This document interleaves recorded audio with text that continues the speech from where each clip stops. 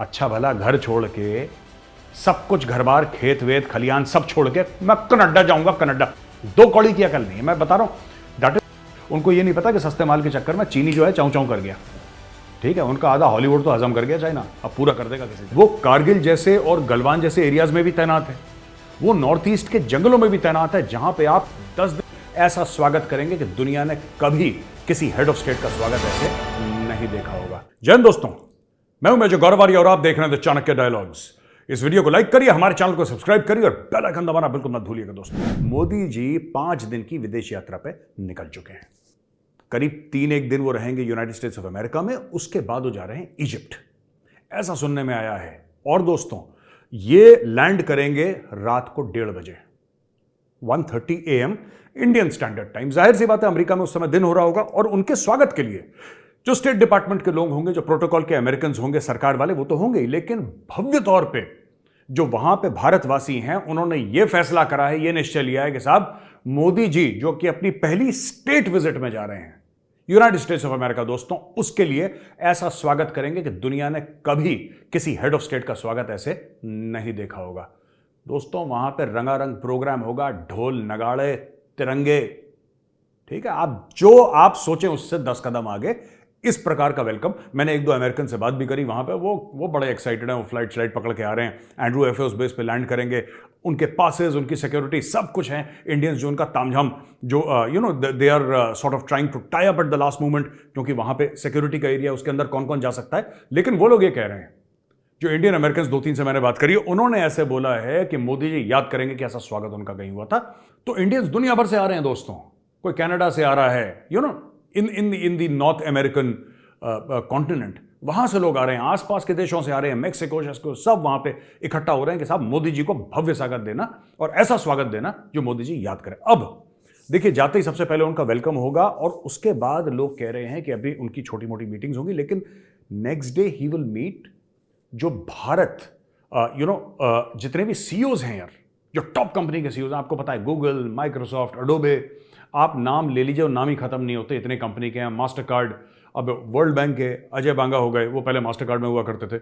और दुनिया भर के पता नहीं कितने 50-100 कितने सीईओज हैं जो टॉप कंपनीज के अमेरिका, जो सीईओज हैं इंडियन ओरिजिन के, सबसे मिलेंगे वहां पे। सुंदर पिचाई भी होंगे वहां पे, सत्य नडेला, वहां पे सब कुछ होगा और उनके साथ मोदी जी की मीटिंग होगी। और जाहिर सी बात है, मोदी जी बात करेंगे इन्वेस्टमेंट अपॉर्चुनिटीज इन इंडिया, क्योंकि जब भी मोदी जी जाते हैं वो एक बात पे जरूर पूरा जोर देते हैं कि भाई एक बात बताओ, बाकी सब चीजें ठीक है, भारत में कितना बिजनेस ला रहे हो, भारत को क्या फायदा हो रहा है इसका, भारत को क्या इसका फायदा है, तो इसके बारे में बात होगी। उसके बाद वो जाएंगे और उनका डिनर है, जो बाइडेन और जिल बाइडेन जो उनकी वाइफ है, फर्स्ट लेडी, उन्होंने वो करा है डिनर, उनके लिए प्राइवेट डिनर है जहां पे कुछ चंद गिने चुने लोग होंगे। और दोस्तों उसके बाद वो होगा यूएस कांग्रेस को, जो मशहूर एड्रेस है, वो एड्रेस है जिसमें कि इट्स बाईपार्टिजन, वहां पे रिपब्लिकन भी है, वहां पे डेमोक्रेट भी हैं, सब लोग होंगे वहां पे और उनके सामने उनका क्या विजन है दुनिया के लिए, उनका क्या विजन है भारत के लिए, ये मोदी जी सबको बताएंगे। तो उनका एक बड़ा वार्म वेलकम है। अब मैं आपको बताना चाहता हूं इन सब चीजों में कि भारत का क्या है, भारत को फायदा क्या है, भारत क्या देखना चाह रहा है, भारत इस मोदी जी की इस ऐतिहासिक विजिट से क्या लेना चाह रहा है। दोस्तों, ये इंटरनेट पे ये न्यूज चल रही है कि जो खालिस्तानी हैं वो लोग कह रहे हैं कि साहब ये बाज न्यूज है। बाज न्यूज ने ये बोला है कि साहब sources share that CSIS Canada is aware that India is targeting Sikh Canadian activists. CSIS क्या है? Canadian Security Intelligence Service. CSIS is aware that India is targeting. क्यों झूठ बोलते हो खालिस्तानियों, क्यों झूठ बोलते हो? और एक बात बताओ यार, तुम लोगों के लिए होगा बहुत बड़ा मुल्क कनाडा, तुम लोगों के लिए होगा भगवान कनाडा, जिसमें तुम झूठ बोल के और सिमरनजीत सिंह मान जैसे नेताओं से फर्जी सर्टिफिकेट बनवा के, उसका तो वीडियो है, मैंने ट्वीट भी करा था कि झूठा झूठा बोल के कि तुम्हारे खिलाफ भारत में साजिश हो रही है, तुम्हारे खिलाफ भारत, जनाब बस ये 30,000 रुपए लें, सर्टिफिकेट बना दे, सब हमारे ऊपर भारत में बड़ा जुल्म हो रहा है और मैंने कनाडा जाकर ट्रक चलाना है, बस यही तुम्हारा एम है। ठीक है, मैं एक चीज बोलना चाहता हूं, जिस मिट्टी में तुम पैदा हुए, जिस मिट्टी ने तुम्हें जैसा भी बनाया, ठीक है, अच्छा बुरा जैसा भी, तुम उस मिट्टी के सगे नहीं हुए। अब तुम जाके अपना गंद यहां से ले जाके कनाडा में गंद मचा रहे हो अपना खालिस्तानियों। That's it. CSIS is aware. क्या है बे CSIS और क्या है उसकी औकात? हैं CSI, क्यों झूठ बोलते हो यार? क्यों झूठ बोलते हो? क्यों इन कामों में लगे? दिहाड़ी चली जाएगी तुम्हारी आज की, समझ रही है? देखो मैं और पढ़ के बताता हूं, खालिस्तानियों के तो पोल खोलता हूं अच्छी तरीके से।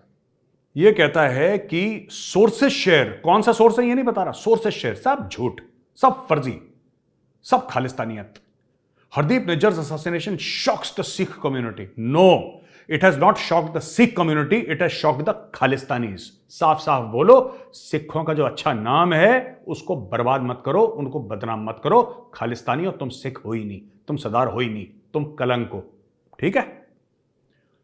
Sources share that CSIS Canada is aware that India is targeting Sikh Canadian activists. तुम एक्टिविस्ट हो, तुम एक्टिविस्ट हो, झूठ बोल के गए हो यहां से फर्जीवाड़े में, ठीक है? हमारे खिलाफ ये हो रहा है, हम पॉलिटिकल एक्टिविस्ट हैं। जो गया सभी पॉलिटिकल एक्टिविस्ट है। तुम्हारा घर कैसे चलता है बे? मक्कार कहीं के, दो कौड़ी के Khalistani. CSIS has a list of Sikhs facing threats of assassination. It is believed gangs are being hired to make hits. शाबाश बेटा। और ये एक ऐसी फर्जी, इन्होंने एक चीज लिख दी, WSO President Tajinder Singh Sidhu said the assassination of Hardeep Singh Nijjar is gravely alarming for Sikhs in Canada. Nijjar openly and repeatedly stated that he would be targeted by Indian intelligence, and this is made known to CSIS and law enforcement. CSIS has known that Nijjar faced an imminent threat to his life for months. भाई साहब, एक चीज अगर खालिस्तानियों ने अपने पाकिस्तानी बाप से सीखी है ना, अपने नाजायज पाकिस्तानी बाप से, वो है विक्टिम कार्ड खेलना। विक्टिम कार्ड, यहां से झूठे सर्टिफिकेट, पंजाब से किसी पॉलिटिशियन को पकड़ो, मेंबर ऑफ पार्लियामेंट को पकड़ो, जैसे सिमरनजीत सिंह मान को पकड़ा, जिसने टीवी पे बोला कि हां मैंने 30-30 हजार रुपए लिए और मैंने तकरीबन 50,000 बंदे बाहर भेजे हैं, ये कह के कि नहीं इनको तो पॉलिटिकली इनको विक्टिमाइज करा जा रहा है, जबकि कोई नहीं, कोई पॉलिटिकली कोई विक्टिमाइज नहीं था, झूठे सर्टिफिकेट बनाए। उसने खुद बोला मैंने पैसे लेके बनाए हैं। तुम सब लोग वही तो हो, फर्जीवाड़े, सब फर्जीवाड़ा हो वहां पे, खालिस्तानी जितने भी हैं, कि मैंने ये हो गया, मैं पॉलिटिकल फलाना फलाना। और मुझे पता है खालिस्तानी क्या मैसेज भेज रहा है। एक बार वो खूब उसने गालियां शाली थी, फिर मुझसे कहता मेजर एक बात का ध्यान रखना, ठीक है, इस चीज को मत भूलना, तुम कभी कनाडा नहीं आ पाओगे। अबे खोते, तुझे लगता है मुझे कनाडा आने की जरूरत है? मैं तेरी तरह पागल हूं? ठीक है, अच्छा भला घर छोड़ के, सब कुछ, घर बार, खेत वेत खलियान सब छोड़ के मैं कनाडा जाऊंगा, कनाडा। तुम्हें लगता है मेजर जाना चाहता है कनाडा? बेवकूफ कहीं के, दो कौड़ी की अकल नहीं है, मैं बता रहा हूं। That is why I don't talk to Khalistanis. ऊपर वाला माला खाली है बिल्कुल, they are dumb people, Khalistanis are stupid, I don't talk to them, that's why. Canada नहीं आ पाओगे, कनाडा नहीं आ पाओगे, पागल हो क्या? Who wants to go to Canada? तुम आना कभी इंडिया, और खासतौर से यूपी आना बेटा, आ जाना UP, I will be waiting for you. जो भारत के फॉरेन सेक्रेटरी हैं विनय क्वात्रा साहब, उनका यह कहना है कि defence industrial cooperation roadmap to be key outcome of PM's US visit, यानी कि डिफेंस इंडस्ट्रियल कोऑपरेशन, भारत में बड़े से बड़े, अच्छे से अच्छे, बेहतरीन से बेहतरीन, आधुनिक से आधुनिक हथियार बनेंगे, और ये अमेरिकन टेक्नोलॉजी होगी। लेकिन भारत सिर्फ ऐसा नहीं कि चेक काट के दे देगा कि जी इतना ये दे दो ना, ये चीज भारत में बनेगी। इसके लिए गए मोदी जी, प्राइमरी टारगेट ये है, कई और टारगेट्स भी हैं, कई और चीजें भी हैं, डिलीवरेबल्स बहुत ज्यादा हैं जो सरकार ने खुद अपने ऊपर लिए हैं कि साहब हम ये करके आएंगे। लेकिन सबसे बड़ी बात है कि डिफेंस इंडस्ट्रियल कोऑपरेशन, और इन्होंने बोला है कि साहब ये one of the key components which will be prominently showcase will be bilateral defence cooperation, यानी कि दोनों, तो कोऑपरेशन सिर्फ प्रोडक्शन या इंडस्ट्रियल में नहीं, दोनों फौजों का कोऑपरेशन आपस में। तो इसमें आप क्या एक्सपेक्ट कर सकते हैं? आप ऑलरेडी ये हो रहा है, लेकिन एक एनहांस्ड तरीके से आप देख सकते हैं कि इंडियन आर्म्ड फोर्सेस अमेरिका जाएंगी ट्रेन करने के लिए, अमेरिकन आर्म्ड फोर्सेस इंडिया आएंगी ट्रेन करने के लिए, अलग अलग जगह, क्योंकि जो इंडिया की टेरेन है, जो इंडिया के पास लोकेशंस हैं ट्रेनिंग के लिए, वो अमेरिका के पास, वो शायद ही दुनिया में कोई ऐसा देश होगा जहां पे आप ये कह सकते हैं कि यहां 20-21 हजार फुट पे भी तैनात है फौजी हमारा। मैं सियाचिन ग्लेशियर की बात कर रहा हूं, ठीक है, वो कारगिल जैसे और गलवान जैसे एरियाज में भी तैनात है, वो नॉर्थ ईस्ट के जंगलों में भी तैनात है, जहां पे आप 10 दिन जंगल में चलें आपको दूसरा इंसान नहीं दिखाई देगा अगर आप जंगल के रास्ते जाएंगे। ऐसे ऐसे भयानक जंगल है नॉर्थ ईस्ट के, वहां पे आप लेफ्ट विंग एक्सट्रीमिज्म की बात करिए, जहां पे सीआरपीएफ या छत्तीसगढ़ पुलिस या और जो इंपैक्टेड पुलिस है तेलंगाना, आंध्र प्रदेश, वो वहां पे ऑपरेशंस कर रही हैं। ये वहां पे इंडियन आर्मी ऑपरेट नहीं कर रही, लेकिन वो भी एक बहुत बड़ा एक लर्निंग का एरिया है, रेड कॉरिडोर। उसके अलावा हमारे सीज, उसके अलावा डेजर्ट्स, ऐसा एरिया है अमेरिकन फोर्सेस के लिए ट्रेन करने के लिए। तो मुझे लगता है कि ट्रेनिंग भी एक बहुत बड़ा इसका हिस्सा होगा। The second key component has been strong trade and investment partnership.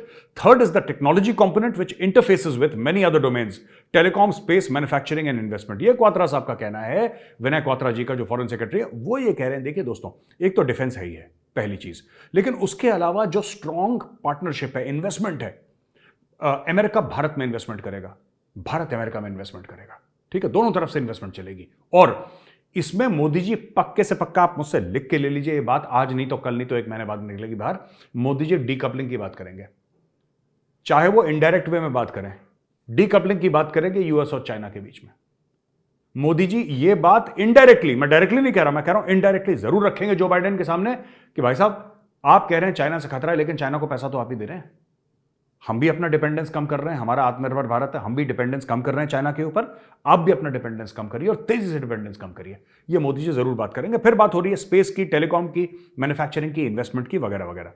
तो ये सब बातें होंगी। और फिर मोदी जी चले जाएंगे इजिप्ट, 24-25 जून वो इजिप्ट में है, फिर उसके बाद वो भारत वापस आ जाएंगे। दोस्तों जेक सलिवन, जो कि प्रेसिडेंट जो बाइडेन का नेशनल सिक्योरिटी एडवाइजर है, उन्होंने बोला है कि ये जो अमेरिका दौरा है प्रधानमंत्री मोदी का, ये डिफाइनिंग दौरा है, ये डिफाइनिंग दौरा, इससे सब कुछ चेंज हो जाएगा। मैं और आपको चीजें बताता हूं। उन्होंने ये बोला है कि हिंदुस्तान टाइम्स को एक एक्सक्लूसिव इंटरव्यू देते हुए बोला कि uniqueness of Prime Minister Modi's upcoming state visit to Washington DC, how India fits into the wider US geo-economic and geostrategic worldview and China challenge and the deliverables that can be expected during the visit। यानी कि China एक तरफ है ही है, China एक तरफ है, उसको देख के क्या जियो इकोनॉमिक्स और जियो स्ट्रेटेजिक, ये देखिए जो मैं बात कर रहा हूं ना, डीकपलिंग की, ये जियो इकोनॉमिक्स है, यही स्टोरी है। ये जो ये सलिवन बोल रहा है ना दोस्तों, ये वही है जो मैं बता रहा हूं। मैं आपको आज बता सकता, वो बातचीत शुरू नहीं हुई, लेकिन इसके ऊपर मोदी जी बात करेंगे, मैं आज बता रहा हूं। ये इंडिया के लिए बहुत क्रिटिकल है और अमेरिका के लिए भी क्रिटिकल है। लेकिन वॉल स्ट्रीट में जो कंपनीज है ना, जो ट्रेड कर रही है वॉल स्ट्रीट पर, वो मानती नहीं, उनको सस्ता माल, सस्ता माल।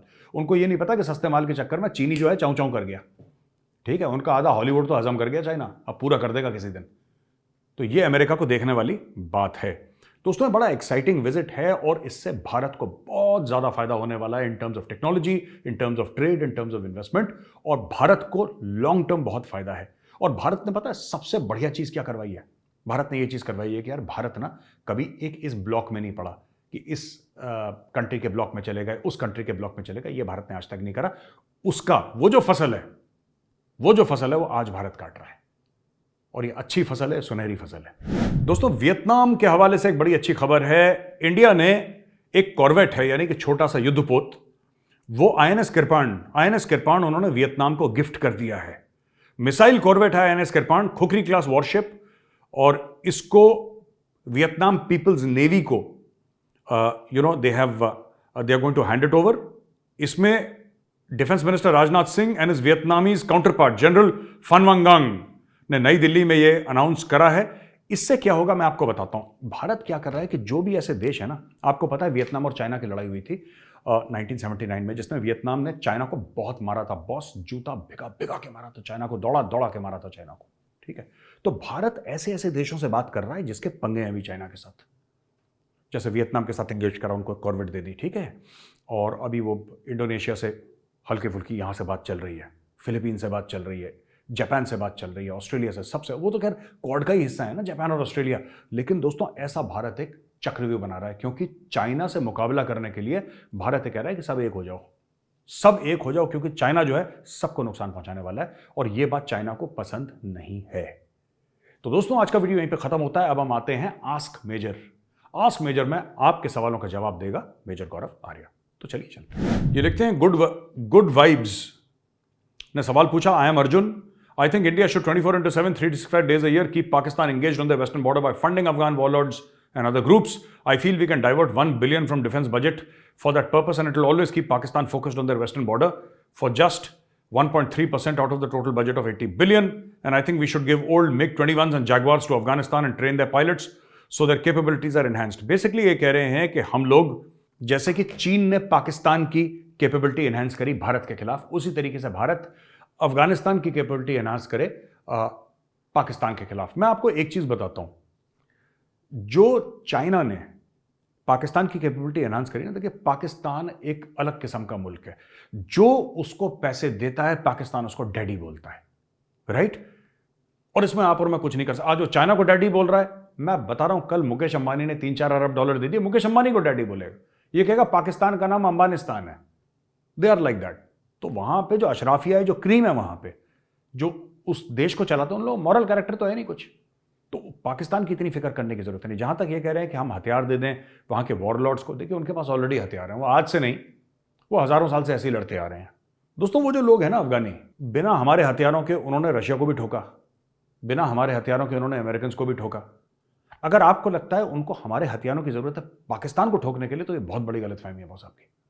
पाकिस्तान को तो ऐसी खाली हाथ ठोक देंगे वो लोग, ठीक है? वो जंगजू लोग हैं, अफगान हैं, पठान हैं, राइट? और पाकिस्तान से बहुत ज्यादा नफरत करते हैं। वो तो रशिया के ऊपर इसलिए चढ़ दौड़े क्योंकि रशिया वहां पे आया था अफगानिस्तान में। अफगान बाहर नहीं जाते कभी किसी को मारने के लिए ना। पहले एक जमाने में इन्वेडर आते थे वो अलग बात है, लेकिन रिसेंटली अगर आप देखें 50-100 साल में they have never gone outside. वो किसी को वहां पे जाकर इसके ऊपर कब्जा करना, ये सब नहीं। रूस के खिलाफ लड़े 79-89 के बीच में, क्यों? क्योंकि रूस आया था अफगानिस्तान, इसलिए लड़े। अमेरिका आया, अमेरिका के खिलाफ लड़े।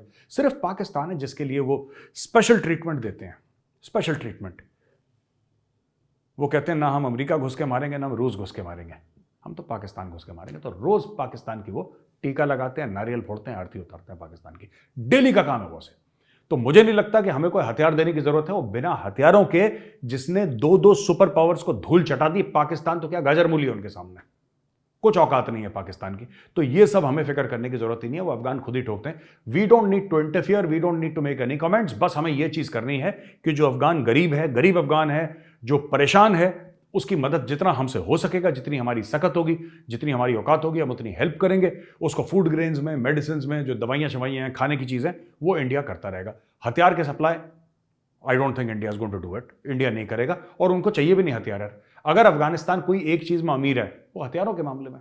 They have the best American equipment है, बेस्ट। 80-85 अरब डॉलर की इक्विपमेंट तो अमेरिका छोड़ कर गया। ब्लैक हॉक हेलीकॉप्टर्स उनके पास, ठीक है ना? उनको कुछ नहीं चाहिए। ये राकेश गुजर हैं। जय हिंद मेजर साहब, जय Hind Rakesh ji. As you explained about India's integrated theatre commands concept and working method, but how can our forces overcome these 3 challenges related to ITC? ITC मेरा जहां तक मैं समझता हूं इंटीग्रेटेड थिएटर कमांड्स की बात कर रहे हैं, ITC, ठीक है ना?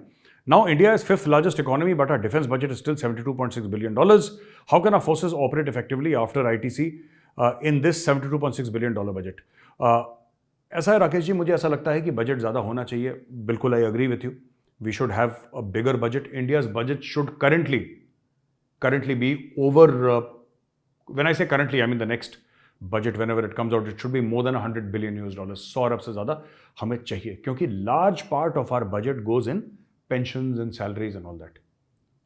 ये बहुत बड़ा हिस्सा। तो हम लोग मॉडर्नाइज, हम लोग नए हथियार नहीं इतनी जल्दी खरीद पाते, क्योंकि पेंशन और सैलरीज में, और हो जाएंगे जब फौजी होंगे तो पेंशन भी होगी, सैलरी भी होगी, उन सब में पैसा चला जाता है। तो हमें बजट ज़्यादा करने की ज़रूरत है, हमें बजट बढ़ाने की ज़रूरत है, पहली बात। IAF serious concerns over asset distribution, strength of squadrons and old aircraft replacement. ये ऑलरेडी मैं कल राकेश जी में आंसर कर चुका हूं। वो जो हम लोग एयर डिफेंस कमांड की बात कर रहे थे या थिएटर कमांड की बात कर रहे थे, वो अब बंद कर दिया गया है। All the air assets stay with the air force. और मुझे ऐसा लगता है कि बहुत जल्दी आप अनाउंसमेंट सुनेंगे about technology coming to India and how India can do so many other things in terms of जो हमारा 42 स्क्वाड्रन स्ट्रेंथ है, जो हमें चाहिए, मिनिमम 42 चाहिए, उसका कैसे भरपाई हो रखी है और किस तरीके से भरपाई होगी इन फ्यूचर। आई थिंक उसके ऊपर आपको बहुत जल्दी पता लग जाएगा। मुझे इतना नॉलेज है कि उसके ऊपर दिन रात काम हो रहा है। These are big ticket items ना, थोड़ा सा टाइम लग जाता है, लेकिन the air force is working day and night to get this issue sorted out. Who will have operational command over personal and machinery? Service chiefs और theatre commanders. ये आप बड़ा दुखती रग पे आपने हाथ रख दिया है कि who will have operational command. जाहिर सी बात है theatre commanders will have operational command, जाहिर सी बात है theatre commanders will have operational command, जहां तक मेरी समझ है। तो दोस्तों, ये वीडियो देखने के लिए बहुत बहुत धन्यवाद, और आपके सवालों का बहुत बहुत धन्यवाद। और अगर ये वीडियो पसंद आया तो लाइक जरूर करिएगा, हमारे चैनल को सब्सक्राइब करिए, बेल आइकन दबाना बिल्कुल मत भूलिएगा। दोस्तों, जय हिंद, वंदे मातरम, भारत माता की जय।